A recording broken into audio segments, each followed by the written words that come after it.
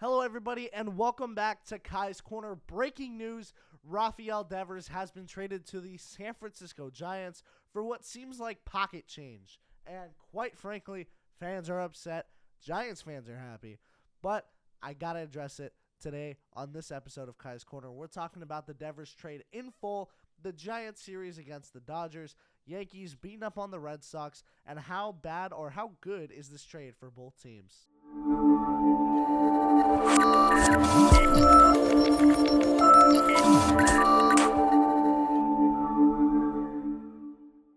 All right, let's get into it. I know why everybody's here. It's for the Devers news, so let's break it. Rafael Devers was traded to the San Francisco Giants at 7 p.m. Eastern time last night, and according to Jeff Passan, he was traded for Kyle Harrison, Jose Bello, James Tibbs, and Jordan Hicks.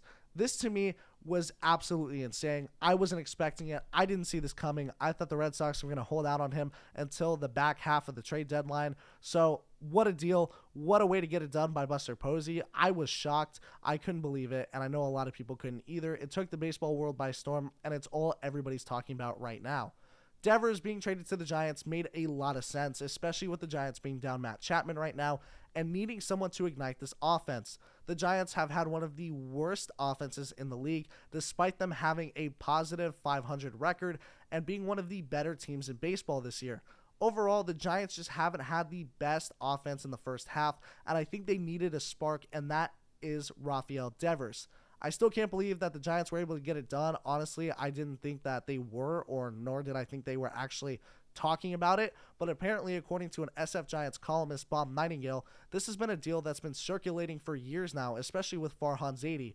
But for the past couple of weeks, Buster Posey's been back on this deal, and he was able to get things done. He even told his wife, which I thought was pretty cool, that he hasn't had this adrenaline since he played and that he felt like he was back in his playing days signing Devers, which is pretty cool. And I know for Giants fans, that's exactly what you want to hear out of your president of baseball operations, is someone that loves the team as a fan and as a player, but is also willing to make it succeed. So I thought that was really cool to see by Buster Posey, and I think it's a great news for the Giants fans.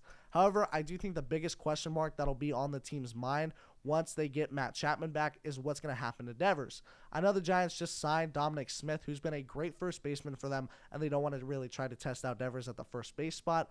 Or do you make Matt Chapman DH? Do you make Wilmer Flores still DH? Do you put Devers in the DH spot? So I think there's going to be a lot of question marks once Chapman's back and he's healthy. So we'll just see how Devers fits into this lineup. But overall, this Giants squad will absolutely start raking in the second half. I feel it. I believe it. I think that this is a team that will start providing solid offense consistently once the second half starts, especially with Willy Adames starting to make his comeback right now.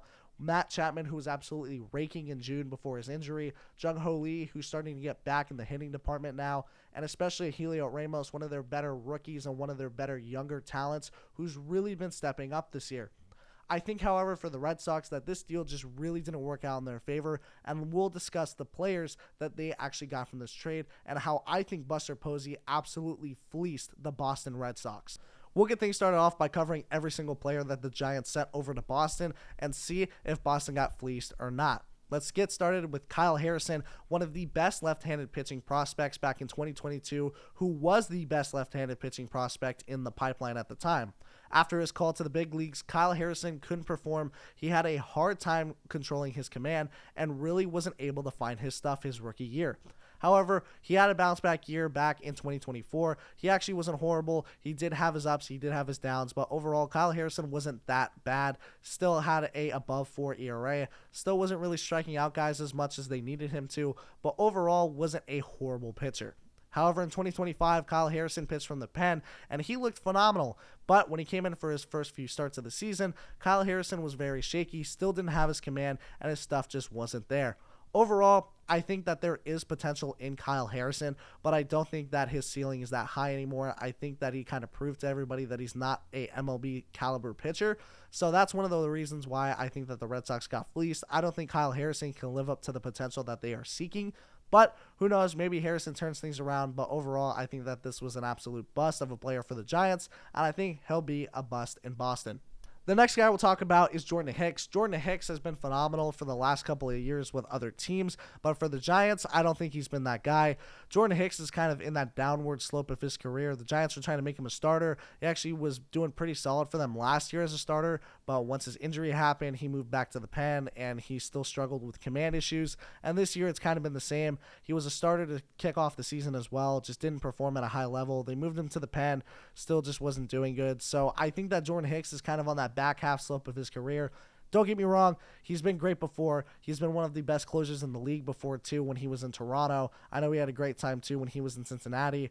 But I do think that Jordan Hicks is not that guy anymore. I think age has hit him a little bit. I think his arm is finally starting to catch up to his body. So I think that Jordan Hicks is a bust for now. Who knows? Maybe he gets back to the glory days. But overall, I just don't see Hicks being that same reliever that we once saw a few years ago. The next player that was in this trade was Jose Bello. Kind of a solid stat line in the minors right now. Not really anything that stands out to you, but overall, I don't think it was a bad piece for the Giants to offload. I don't think it really adds any depth to either one of these rosters. Unless Jose Bello starts having like breakout years in the minors, do I think that he's going to be a good like key player to play every day? Maybe he makes it up like later in his career, but overall, I don't think it adds any depth to either one of these teams' rosters. The last player we'll talk about that got traded from the Giants to the Red Sox for the Devers trade was none other than James Tibbs III, their top 10 outfielding prospect. James Tibbs has been playing in high single-A baseball so far this year for the Giants. He has the league high in organization home runs, which is 12. He has a 242 batting average and an OBP right around the 300 mark. He's a really nice guy. I had the privilege of meeting him last year in spring training down in Arizona, and he was super nice. Really cool guy. Just kind of asked him some questions about how it is playing in high single A versus spring training, where you're playing against guys like Garrett Cole or Clayton Kershaw, primetime veterans. And he was just saying the competition's a lot higher. Tensions are a lot higher, especially for the younger guys, just because they're trying to prove themselves. So it was kind of cool trying to pick his brain a little bit. Really nice guy. Best of luck to him in Boston. I hope he succeeds. I can actually kind of picture him in a Red Sox uniform. It just makes more sense to me for some reason.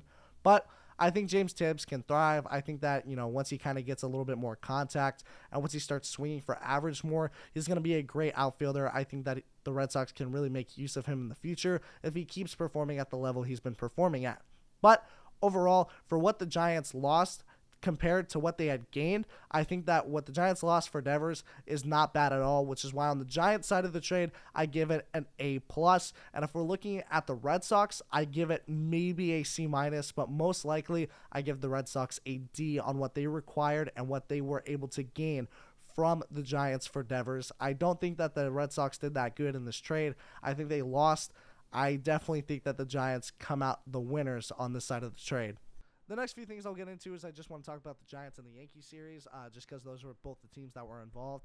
Yankees and Red Sox. Yankees got swept by the Red Sox pretty bad. Rafael Devers picked up his 15th homer of the season. He's been absolutely balling. Personally, again, like him going to San Francisco, it just seems right. I think it's the perfect move for the Giants. I think he thrives there. But yeah, I think losing a core piece that really helped you win a series is going to be detrimental. I know that they're going to try to rely on a lot of the younger guys who actually have been doing really well so far this year, but I do think losing the veteran presence in Rafi is kind of a bigger blow. So we'll see how the Red Sox continue to move forward. Yankees still in first place in the AL East, so we'll see if they keep, chugging along. I know that they should be getting Garrett Cole back sometime next year, so he won't really be back for this season. But Carlos Rodon's actually been doing pretty solid for them. Giancarlo Stanton also just got activated, so there's brand new news, too, that just broke recently. So we'll see if Giancarlo is back to his old self, too, after he makes his appearance. So I'm excited to see how Giancarlo does. But, yeah, overall, Yankees-Red Sox, that rivalry was great. It was great to watch this weekend. But the Red Sox, too, losing Devers, I think it's going to be a huge blow for them moving forward, especially trying to fight for that wild card spot in the AL. So let's get into the Dodgers-Giants game. Giants took game 1 of the series. It was pretty solid. Casey Schmidt hit a grand slam that really helped propel the Giants to that win. Game 2, Landon Roop was absolutely terrible for the Giants. He gave up like 6 runs, and then the Giants wound up losing 11-5 after Kike Hernandez came in the 9th inning, and the Giants scored 5. They were basically shut out all the way through that. But Casey Schmidt was one of the first Giants to hit back-to-back grand slams, which is pretty cool. So that was, solid thing to see. But Game 3 was a little different. It was 5-4. Ryan Walker kind of blew the game for the Giants after giving up a 3-run blast. I know a lot of Giants fans, too, were kind of hoping that he was traded away. Ryan Walker just really hasn't been that guy so far this year for the Giants. He's kind of having the off year of what Camilo had, which kind of is funny to me because I wonder if these two are just going to keep going back and forth between bad and good years. But Ryan Walker just hasn't been the best for the Giants. Got put in a clutch spot, wasn't really able to get out of it. Dodgers took the series 2 out of 3. So we'll see what the Giants do in their next series tomorrow against the Cleveland Guardians, where Rafael Devers will make his San Francisco Giants debut. So yeah, that was my recap on what was going on and around the league this week. I felt like I had to cover the Devers news, especially as a Giants fan. So, I felt like I had to get my licks in. But yeah, I just wanted to provide some more content for you guys for this week. I should have another video up on Wednesday, but stay tuned because I will have Instagram and TikTok short-term content up pretty soon. I should have it up by around tomorrow, actually. So I'm really excited to start doing that stuff as well on top of the YouTube stuff. This is my third video. It feels a little crazy to say that, this is my third video now, but I'm so happy to be doing content for you guys, providing content, and providing good core baseball stuff. So thank you guys so much for watching me, and this is Kai's Corner.